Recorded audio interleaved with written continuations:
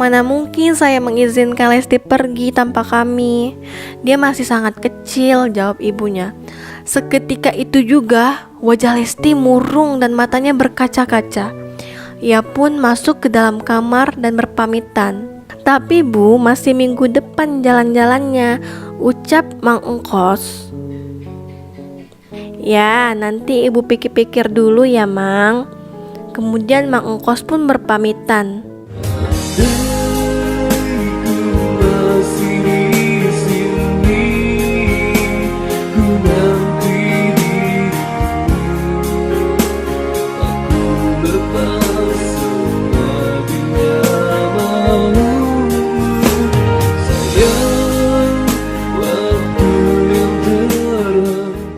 Novel Tahta Cinta Leslar, novelis Ar-Rasyid, bagian keempat, masa kecil penuh kenangan. Coba diam sejenak, beri aku ke... Sore menjelang petang, sang surya tak memperlihatkan wajahnya. Ditutupi dengan tebalnya awan yang membuat dunia sedikit gelap.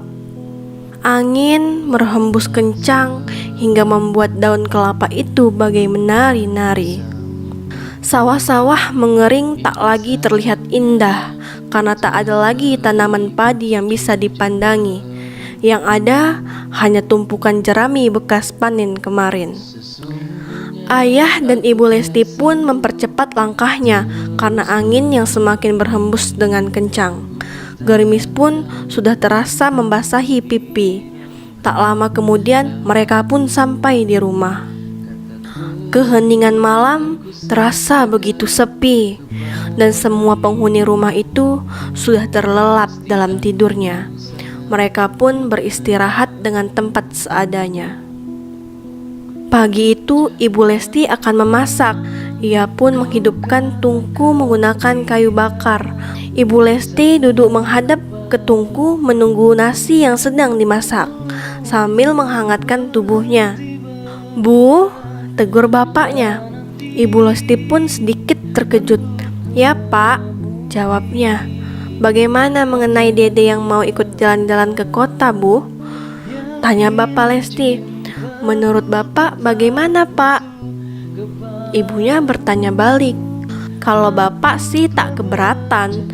Kalau punya uang asalkan Dedek jalan-jalan ditemani ibu. Begitu pendapat bapaknya. Uang yang kemarin hadiah Dedek menyanyi masih ada Pak. Tapi masa Bapak gak ikut? Tanya ibunya. Gak usah, Bapak kerja aja Bu. Ibu aja cukup menemani Dedek, jawab bapaknya. Baiklah Pak, demi kebahagiaan Dedek, Ibu akan menemaninya jalan-jalan ke kota, kata Ibu Lesti.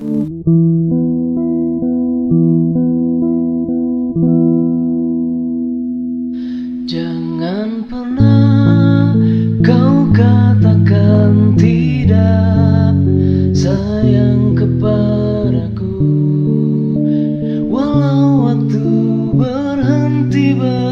Dengan wajah sedikit murung, Lesti pun menghampiri ibu dan bapaknya ke belakang, seperti ada yang ingin ia tanyakan, namun penuh keraguan. Bu, Pak, panggil Lesti pada orang tuanya. Ibu dan bapak Lesti menoleh pada putri mereka. Ada apa? Bapak dan ibunya sama-sama bertanya. Boleh Dede ikut jalan-jalan ke kota? Tanya Lesti sambil menundukkan kepala. Tidak, kata bapaknya. Kenapa?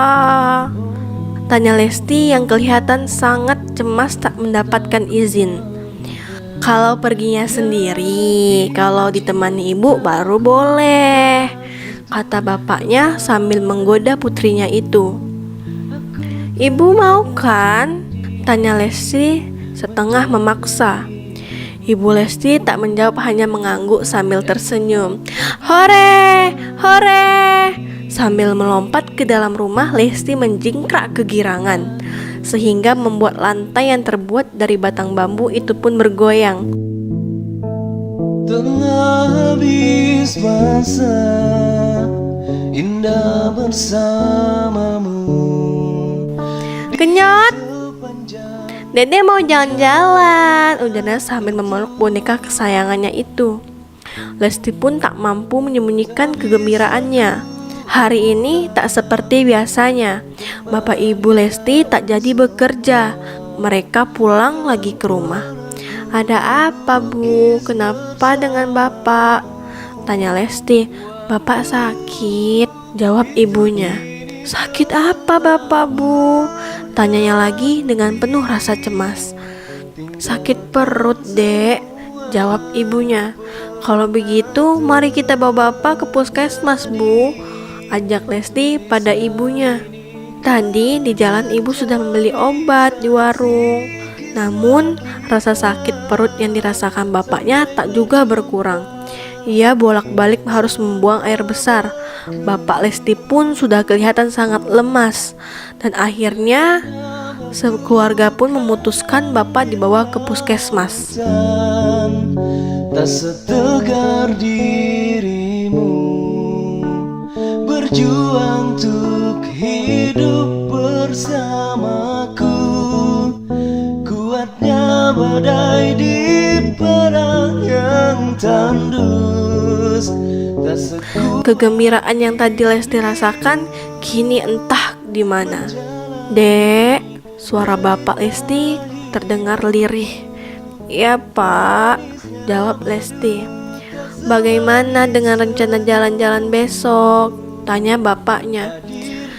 Bagaimana mungkin Dede pergi jalan-jalan sedangkan Bapak terbaring sakit begini? Jawab Lesti. Bapak minta maaf ya, Dek.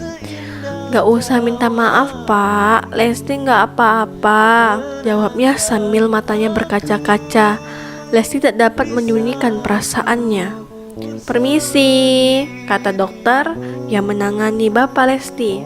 Begini Ibu, kebetulan obat yang dibutuhkan Bapak di puskesmas ini lagi kosong. Jadi Ibu harus membelinya di luar, kata dokter memberi penjelasan. Dek, panggil ibunya pelan. Iya Bu, jawab Lesti. Uang yang untuk jalan-jalan itu bagaimana kalau Ibu belikan obat Bapak? Iya Bu, gak apa-apa, belikan saja obat Bapak ya Bu. Air mata Lesti pun tak terasa menetes di pipinya.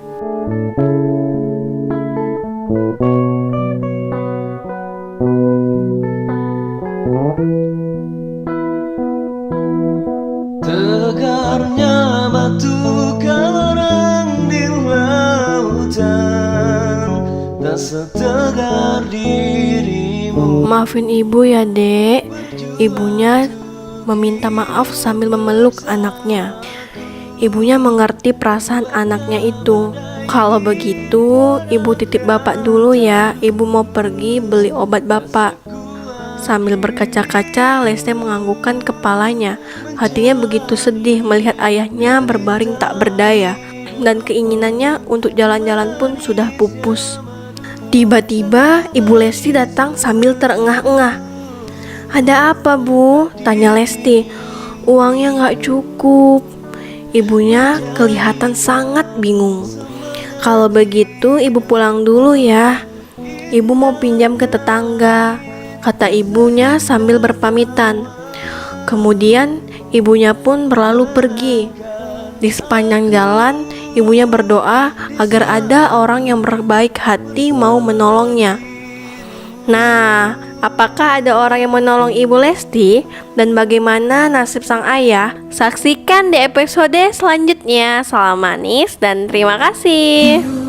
Mataku dengan hatimu, yakinkan aku selalu dalam hatimu. Pernah hilang, takkan berkurang cintaku padamu. Kekasih, apapun yang terjadi, sampai nafas ini terhenti.